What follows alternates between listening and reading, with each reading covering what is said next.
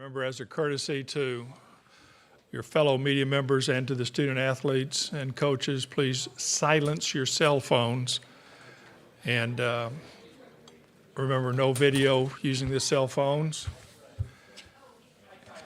And when we get to the question and answer period, please give us your name, affiliation, and to whom you're asking the question. Be patient. Molly, are you going to be by yourself? Okay. I thought we might have a celebrity mic handler tonight, but we may not.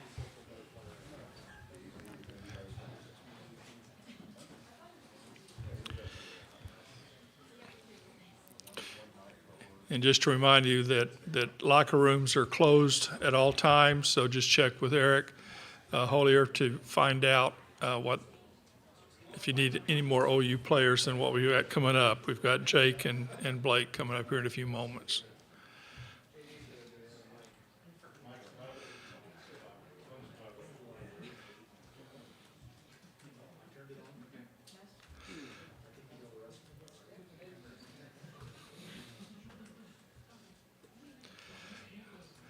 So we do have our celebrity mic handler tonight.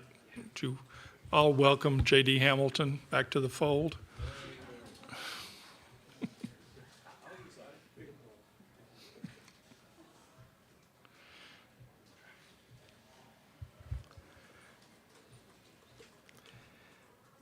He's the one that doesn't have the good hair. Yeah.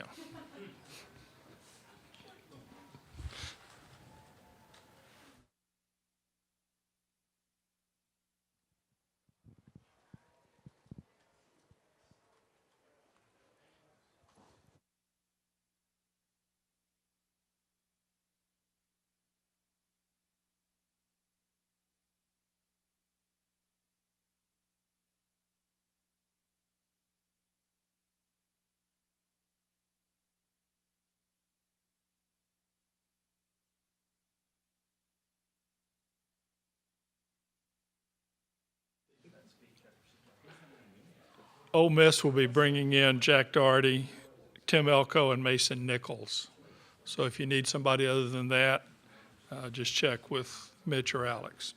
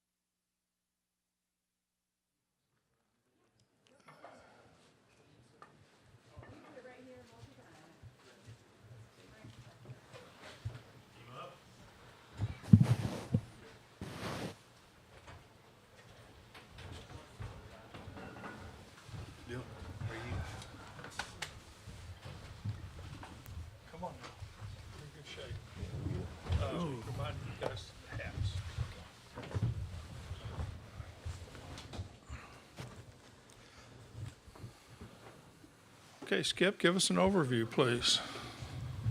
Yeah, I really thought they took the momentum from the beginning of the game. We kind of settled back in. Jake settled back down and made some really quality pitches as he went through it. And hats off to them for taking the momentum of the game. We had a chance to get back in the game to take the momentum back, scored 2 runs. They brought a reliever in, did a great job. And basically they took the momentum over the last game. We only had 2 innings in that game. So we got to continue to get better, learn from our lesson today, and move on.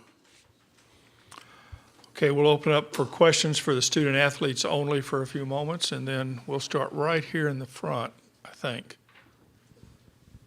on the end. There you are. Student athletes only? Yes. Okay. John Hoover, All Sooners. Wonder if you guys could both please talk about kind of being the underdog up to this point, and Ole Miss comes in with that same mentality. It's almost like they out-underdogged you guys. Was there a little jitters going on at first? Blake, you start. Honestly, I don't think there was jitters at all. I think they just came out, like Skip said, and came out hotter than we did. Had all the momentum, and they kept it going and took it throughout the rest of the game. Jake did settle in, and he kept us in the game. We didn't play to the best of our abilities, but we were still in the game, even in the 7th inning. So, like Skip said, we'll just learn from our loss and come back ready tomorrow. Jake, you comment too. I kind of agree with Blake too. They definitely came out hot, but we were still in it till the end. Sun's going to come out tomorrow. Just got to get ready to play. Okay, right there. Eddie Radosevich, Soonerscoop.com. Blake, just as far as the 6th inning, how big of a gut punch was it that you guys did get 2 runs, but do you feel like you guys left more out there? Yeah, it happens. It's baseball. Me and Peyton were talking about we were going to get up again. So success is coming. Tanner Treadaway picked us up and working the walk, which that helped big time. So, it happens. Okay, right back here. Josh Caller with All Sooners. For Blake, just obviously you guys have done a really good job here in Omaha getting off to fast starts today. Didn't happen. Took a while for the offense to kind of find it. Did you notice anything different at the start of this game, or was it more just a credit to what Doherty was doing on the mound on the other side? You can't take anything away from him. He was executing pitches, but I think we were just a little sped up, and it's a lesson learned. I think tomorrow we'll be better prepared and ready to go. Okay, right back here up front. Eric Bailey with the Tulsa World. For both of you, you guys have had days off between games. How big is it to get to play right away, just really 16 hours from now, to get back on the field? We've been doing it all year. Friday, Saturday, Sunday is usually how it's set up. I don't think the off days really impacted us other than just giving us more rest. So, but yeah, we're used to bouncing back from either losing on Friday or Saturday and playing the next morning. So I think we'll be just fine. I actually think it will help us. So. I agree with Blake again. We're used to doing it, but just we're going to get back out there, ready to play, and that's about it. Okay. Lee Benson from KWTV News 9 Oklahoma City. For Blake, what was Doherty doing out there? It looked like it was 2 pitches mainly he was coming out with you guys, and also the relievers seemed like we're going fastball slider a bit. Just kind of walk us through what it was like at the plate facing Doherty, and then the relievers later in the game as well. Yeah, they're all making good pitches and they're executing. I think earlier in the game against Doherty, we weren't being as aggressive as we could be. I think we were getting down 0-1 and 0-2 too much, and the relievers who came in, they did their jobs too. I'm glad this happened. We're going to learn from our lesson. Slow everything down and get back and ready to play tomorrow. It's a 3-game series for a reason. So. Okay, we have a call from Zoom now. Please give your name and affiliation. Ask your question, please. Yeah, Mitch Davis, MitchDavisShow.com. Guys, I want to ask you about that environment tonight. You guys talk about bouncing back. You guys talk about that mentality. How do you face another environment like you faced tonight, and how do you prepare for that overnight and get ready for the Game 2 of the championship series? We've been doing it all postseason. took care of Florida down in Florida and went to VTech at their place and took care of business. So I really don't think a home crowd for them really does anything. I think we actually enjoy, shutting up the crowd. So I just don't think it impacts us. But I mean, it's definitely a big environment, but I feel like, a lot of our guys really play free and loose and just kind of tune it out. Okay, this will be our last question for the student athletes. Justin Martinez, the Oklahoman. Blake, obviously this isn't the first time that you guys have had your backs up against the wall this season. Just what is it about the DNA and the makeup of this team that makes you so confident that you'll be able to respond tomorrow? Well, we don't give up. So we go pitch to pitch, and we don't give up, and we're going to fight to the last out. And like I said, we were getting beat in every aspect of the game till the 6th inning, and we still had a chance to come back and win. So, it's just an unfortunate loss for us, but it doesn't define us as a team. Jake? You want to respond? I think Blake answered it pretty well. Okay. Okay, thanks, guys. We'll see y'all tomorrow. Again, if you have any other requests for Sooner players, just check with Eric.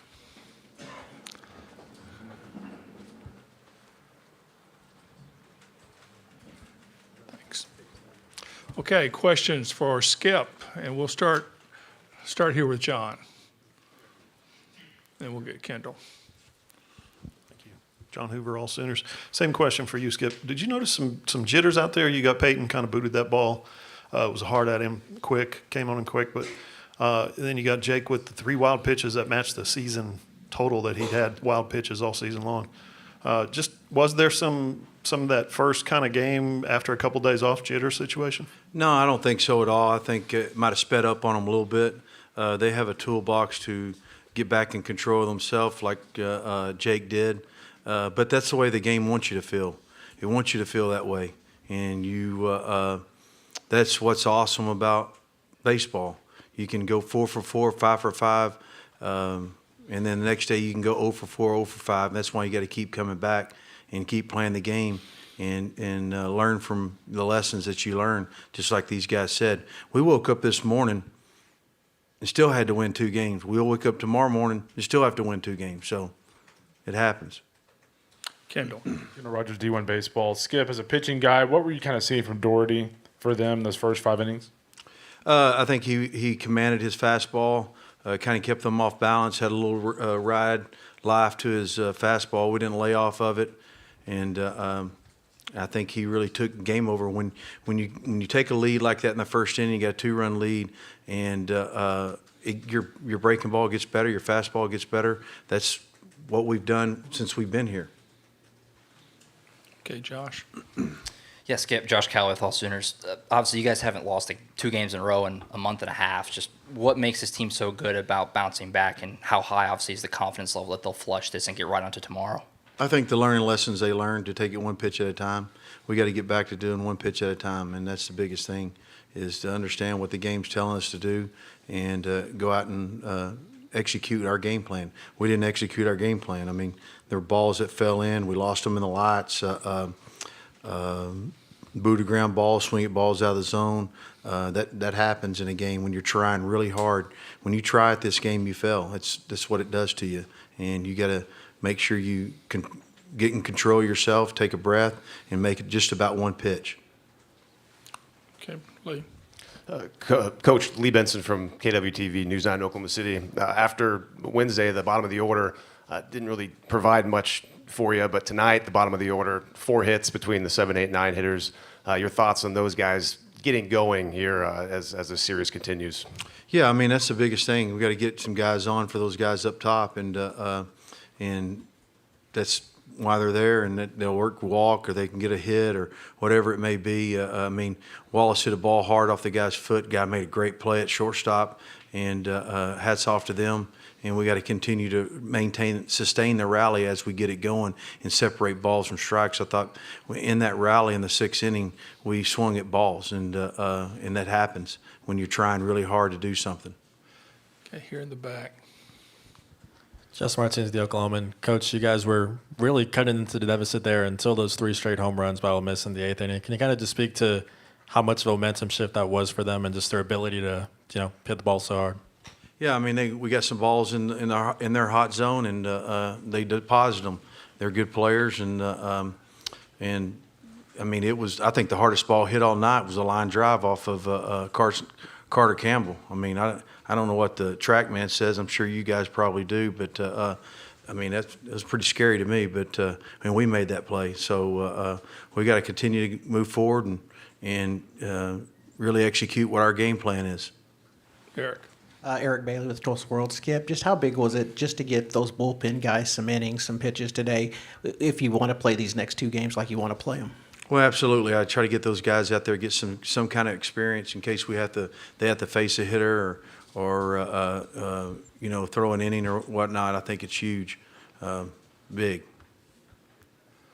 Okay, any more questions tonight for Skip? If not, we'll see you tomorrow. Thank you. Thank you, sir.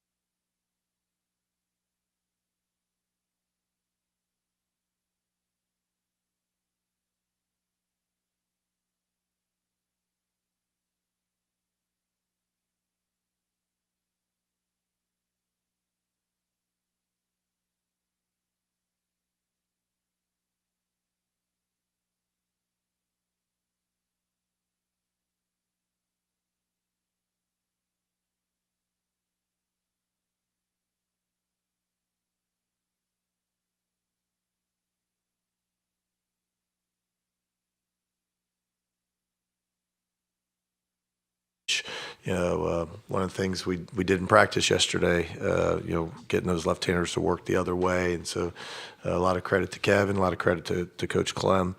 But I thought that was big, you know, to get on the board in the first. Obviously, Jack had a tremendous day, and just I thought super fastball command, super, you know, slider command, you know, and he just, you know, lived ahead in the zone or ahead in the count.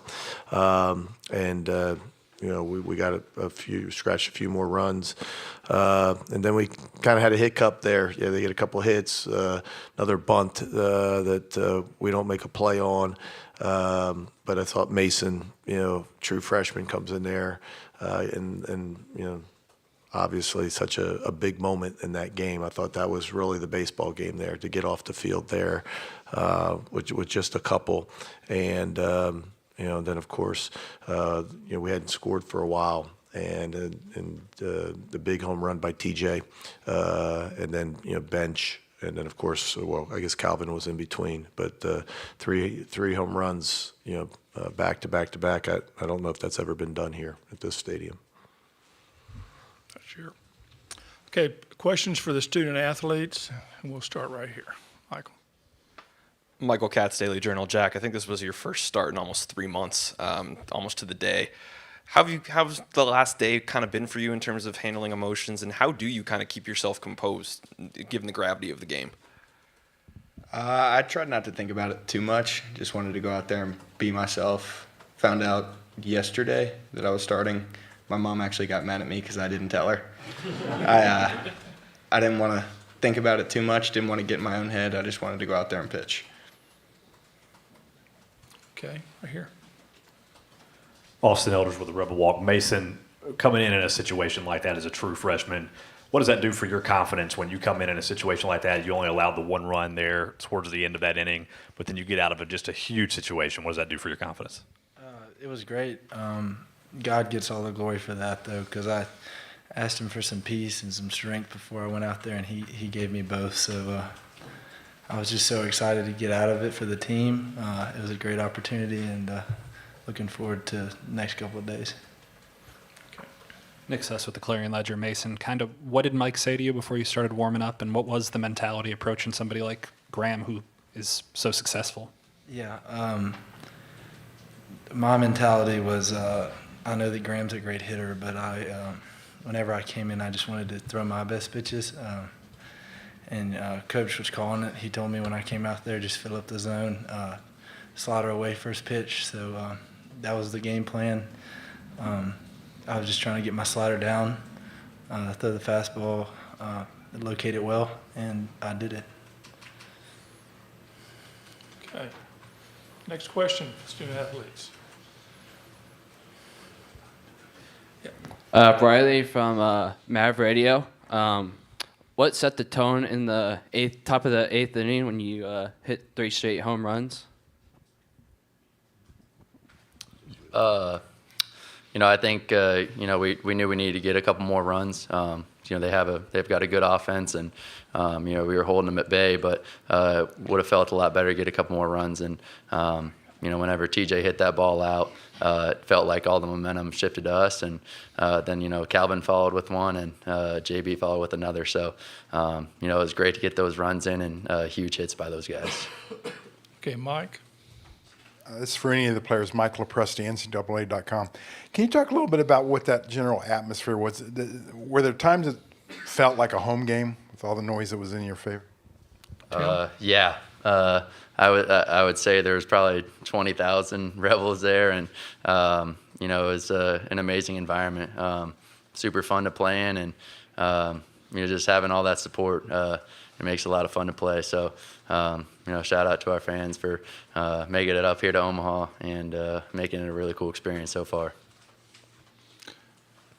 Okay, John. Tim, John Sokoloff at WCBI TV down in Columbus. What was that moment like when those back-to-back homers were hit? What was the dugout like, and how high was morale? Because at that point, the game was pretty much over after those three were. Morale was real high. We've done that before. We hit 3 homers in a row at home, but definitely trumps it hitting here. It was a really, really cool to watch, and I think I was in the hole for the last one, and just taking in all the fans going crazy in the outfield, and it was a really cool experience, and like you said, just helped to carry us there at the end of the game to the win. Okay, Mitch. Mitch Kutcher, CWS 247. Jack, what allowed you to have so much success today, and could you walk us through what you were throwing? I think I was only fastball slider today, but Coach B grabbed me before the game and said, just be you. Go out, attack with your fastball, get ahead in counts, and just pitch like you pitch, and you'll be successful. Okay, we got Rick up here.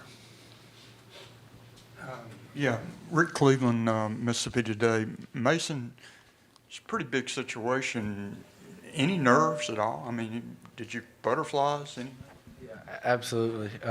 For me, yeah, 100%. For me, I had plenty of butterflies. The biggest thing was that the coaches have been good enough to trust me and put me in those situations earlier in the year, in big environments like Trustmark Park, Swayze, those sort of places. So I was just focused on doing my job, and I'm glad I got it done. We're going to start here, Michael, and then get you, Ryan. Michael Katz, Daily Journal. Tim, you guys had 6 2-out RBIs today. I think that's 15 here at the College World Series.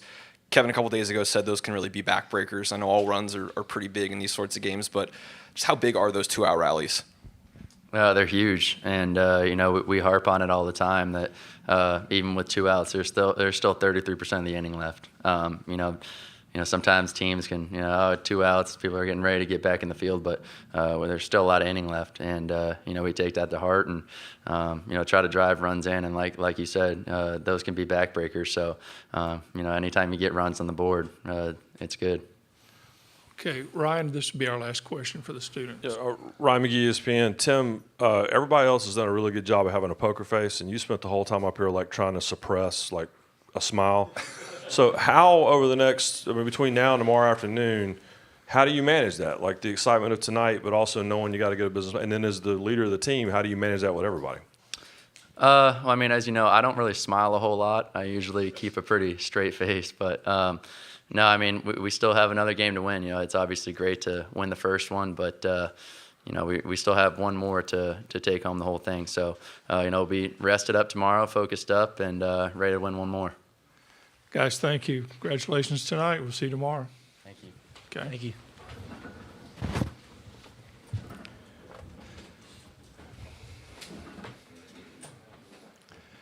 Yeah, cheer up.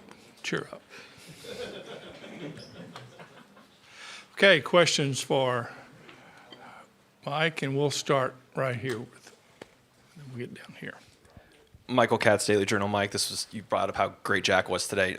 First start since that Tennessee series, which just kind of gave you the confidence that he was the right guy for this sort of moment. I think a couple things. One, looking their approach at the plate. They're patient. They're a very patient team. They walk a lot.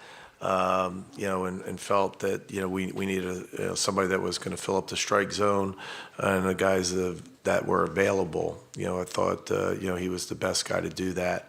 I thought he could deliver and land some sliders early, but again, you didn't know he's going to walk out there and throw 5 perfect innings like that. I was asked earlier, hey, what was your expectation? And I try not to box him in, try not to put that kind of pressure on him. I mean, there's a guy that's been in a bullpen, as you mentioned, probably the last 60% of the season, and he's been really successful at that. And you want him to have that approach, right, and to go attack the zone and make pitches early, and so try to keep that mentality versus have some arbitrary inning total that he's supposed to get, or how many outs he's supposed to get. Just go out there and get the first out, get the next out, put a 0 on the board to give us a chance to score, and he was even better than that today. Okay, right here. Chase Bourne, Rebels.com. Mike, when it went 8-2 right there, you were kind of caught in the middle. You throw Johnson for an inning, Mallets, extend him. Kind of what was your thought process on what to do there? Yeah, it's a tough one. And we had Gaddis down there, in case he was available to pitch, but he really didn't want to throw him today, coming off about 75 pitches a couple days, but he was available, wanted to throw, wanted the ball. But is he the best? Normally he would be a great option, in that situation because, he pounds the strike zone with a lead. You got a lot of left-handers in that lineup, but that's really probably not the best place for him at, whatever it was at the time, 8-2, 8-3.